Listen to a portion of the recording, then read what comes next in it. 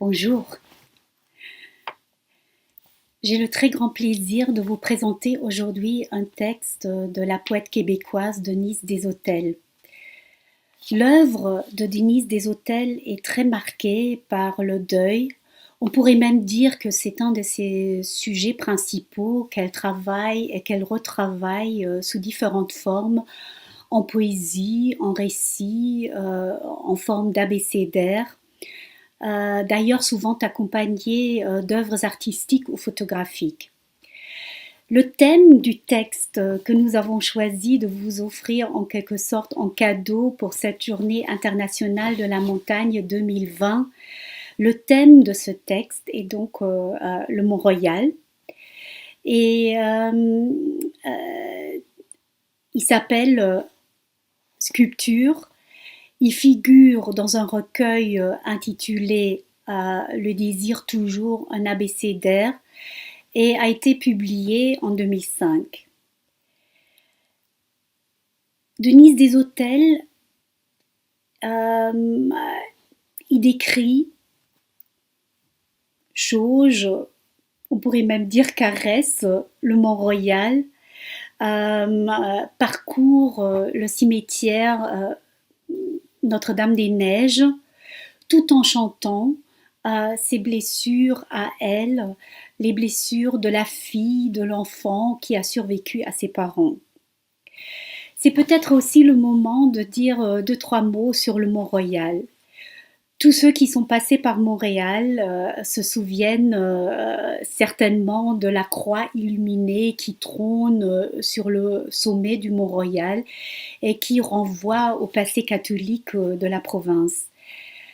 Dans l'histoire de la ville, le Mont-Royal marque aussi une certaine frontière, la frontière entre l'Ouest et l'Est, entre la population anglophone, très souvent bourgeoise et plutôt riche, dont le quartier emblématique est Westmount, qui se trouve, comme l'indique déjà le nom, dans l'ouest de la ville, et la population francophone qui est associée à l'Est. L'Est de la ville de Montréal était pendant très longtemps le quartier de la classe ouvrière francophone qui a beaucoup souffert jusqu'à la Révolution tranquille des années 60, à la fois de l'autorité de l'Église catholique et de la puissance matérielle et par conséquent culturelle des anglophones. Les francophones se sentaient colonisés et cette séparation symbolique, Denise Desautels en parle aussi dans son texte. Elle y parle d'elle-même comme d'une fille de l'Est, comme d'une fille du plateau, c'est-à-dire comme d'une fille du quartier populaire francophone du Québec.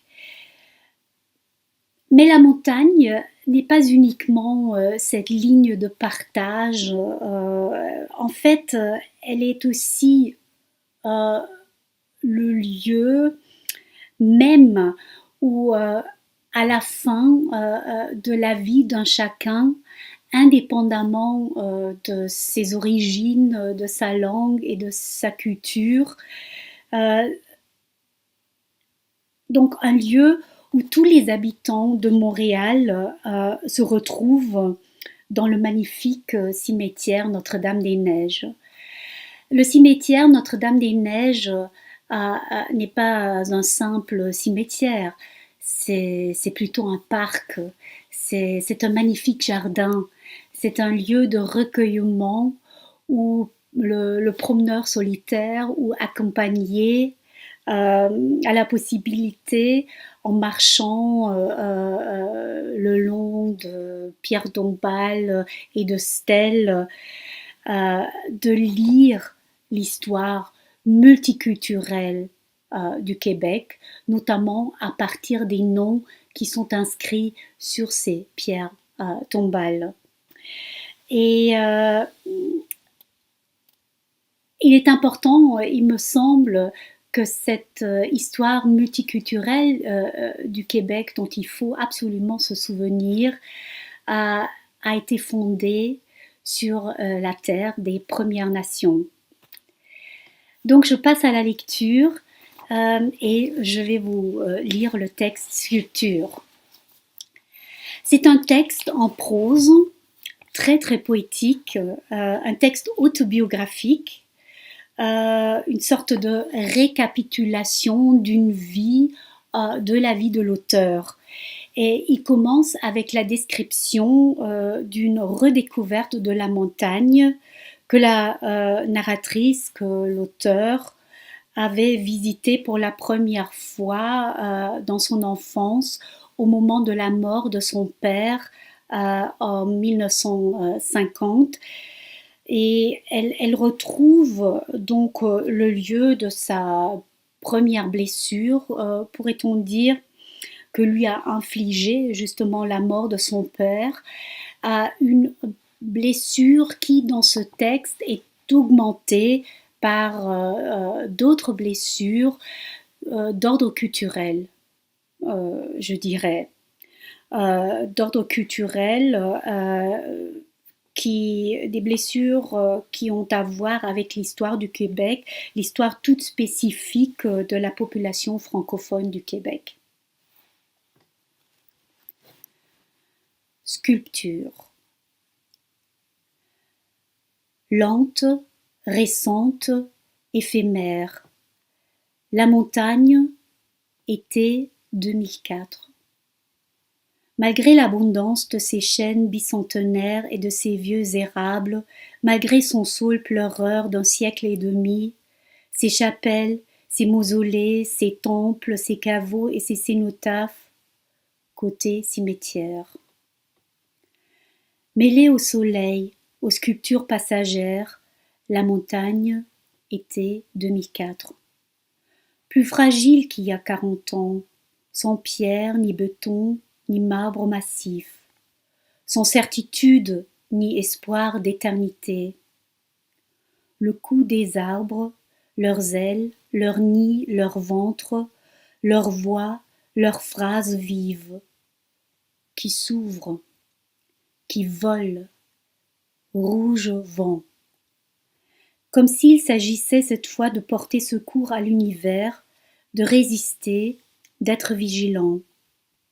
Plus vulnérable, mais plus athlétique aussi, la montagne. Moins étrangère, moins britannique qu'en d'autres temps, à mes yeux tout au moins. Le printemps a été rude, redoutable, la planète entière remplie de fantômes posés sur des socles, offerts à tous les regards. Nous aimerons-nous encore? Nous aimerons-nous éternellement? La montagne, sa lumière et la fulgurance de ces objets précieux, parmi les vrais écureuils gris, les tamias rayés et les marmottes. D'un siècle à l'autre, la musique l'adoucit, comme si le Mont-Royal apprenait à survivre. Son trop de barbarie, malgré ses pentes abruptes, arrogantes par endroits, ses crimes, ses accidents, ses aveuglements, ses 100 000 monuments funéraires et son million de défunts, au nombre desquels mon père et l'autre, l'enfant, le premier j'ai entré dans ma vie, la petite mort de ce fauve le bonheur, enfui, éparpillé, répandu partout, divisé par 4, les morts, cadavres et cendres, sous la luxuriance des vers et l'agilité des mésanges à tête noire, été 2004. Notre-Dame-des-Neiges, à lui seul, 150 hectares de disparus et de végétation monochrome, qui vont du jade au cobalt, qui glissent chaque septembre vers des ocres, des roses, des orangers, qui vont s'aggravant, jaune feu en octobre, puis se trouant, s'émiettant, grège et grisaille. Jusqu'en novembre parfois, jusqu'à leur plein effacement, la mort au bout. Toujours d'actualité, été 2004, sur la montagne comme ailleurs, les mots, les faits et les visions de la souffrance. Comme les guerres, le son du glas nous exténue au quotidien, nous écarte en quelque sorte de la grandeur, de n'importe quelle espérance. Notre-Dame-des-Neiges, la petite fille de l'Est monte, monte, passe à l'Ouest, son premier cimetière, mai 1950. On l'y amène, de gré ou de force, entre les marronniers nus. S'en va pleurer son père et du même coup voir pleurer sa mère. Nulle pensée en elle, nulle curiosité, ne voit que cela, les larmes de sa mère, ne remarque pas les sculptures de bronze, anges, vierges, enfants et visages divers, d'Émile Brunet ou de Louis-Philippe Hébert, ni entre autres l'ange à l'aile brisée d'Alfred La Liberté, ni le vers gravé sous le buste de Louis Fréchette. La mort, la grande inévitable. En fait, ne connaît rien à l'art, au bronze, à l'usage le plus souvent utopique, lié au désir toujours, au besoin insatiable de consolation qu'on peut en faire. Pleure beaucoup, par mimétisme, mais ne pense pas, ne sait rien encore du pouvoir métamorphosant de certains actes, de certaines intuitions, n'en est qu'à sa première blessure, dans l'inédit de la perte, encore loin de la cicatrice. La panique, l'effroi, l'état d'urgence viendront beaucoup plus tard, devant l'impartiale exigence du vide et devant le chaos, en même temps que le cri. Va de l'autre côté du monde, les pupilles closes, une première fois, puis, par habitude, en pays étrangers, chaque automne à la fête des morts. La petite fille grandit, passe et repasse la frontière au quotidien, continuellement mal à l'aise, ne parle pas bien la langue maternelle, ni l'autre d'ailleurs, n'arrive pas à trouver le ton ni l'accent qui vont de soi. Des années durant, ma jeune fille va à l'université, dit sa mère, va chercher à l'ouest comme si l'avenir s'y était réfugié, ce qui lui manque, pensée, langue et liberté. Lui manquera toujours, même devenue grande, une centaine de décalages horaires plus tard, toujours fille de l'Est, marquée, fille du plateau, le sait, le sent. Voyez la faille, le fond, l'écho béant entre deux gestes appris, polis, ça lui sort de partout. Et la rue Mont-Royal n'a rien à voir avec le mont qui a poussé à l'une de ses extrémités. Sainte-Carmen de la Main, la vraie, n'a rien de fictif ni de virtuel. Ne saura jamais être autre ni autrement, malgré l'ampleur de son opiniâtreté. Plus habile avec les traces, même lourdes, que les morts laissent derrière eux, à l'est toujours, qu'avec le lieu de leur sépulture, plus à l'aise avec les strates de mémoire et l'archéologie. Sans doute est son habileté quasi maniaque à fouiller l'empreinte laissée, à l'extrême gauche de son cœur, par un excès de morts intimes, une dizaine en 10 ans, et à s'y perdre, qui la pousse vers les mots. Ceux des autres d'abord, ceux de plus en plus raffinés ou pervers qui jaillissent des gaucheries et des complots humains, petits ou grands. Plutôt que la pierre, le béton et le marbre massif, elle choisit les livres. La blessure des autres, qui l'éloigne de la sienne, la garde muette, été 1964. N'ira pas à la montagne, ne verra pas les Burman, Cardona, Cosso, Sklavos, Vaillancourt, Vitebski, la seule œuvre de femme achetée plus tard, et les autres que longtemps après. Regrettera de n'avoir eu accès à la sculpture métal et cuivre de Roussy, la plus audacieuse, la plus lumineuse, lui semble-t-il, que par les images de Jacques Giraldo et la musique de Pierre Mercure. En différent donc, en différé donc, cette œuvre dangereusement aérienne dans la forme des choses.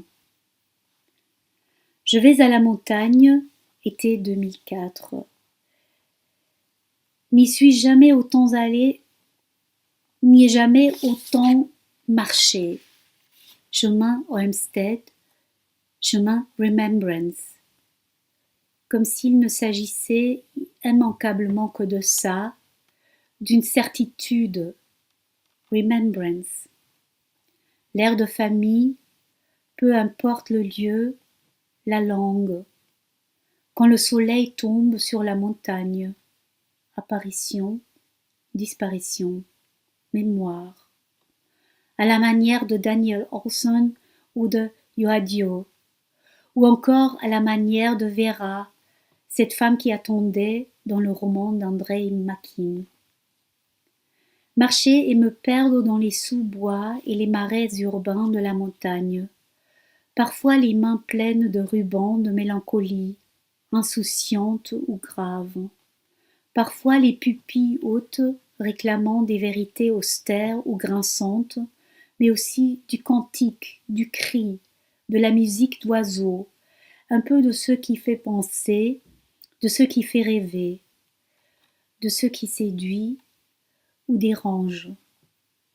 Énigme solitaire au creux de l'arbre, violoncelle et cerf-volant, ample méditation, mots vifs et phrases lapidaires, inoubliables à l'imparfait comme au futur, pierre et paradoxe, long siècle d'histoire, terre blessée, enfant flou, mère trouble, mères aimantes, inquiète et inquiétante, mère, inépuisable mère, petit monstre masqué qu'on fuit, qui nous attire, qui nous nargue, qui hurlerait s'il le pouvait.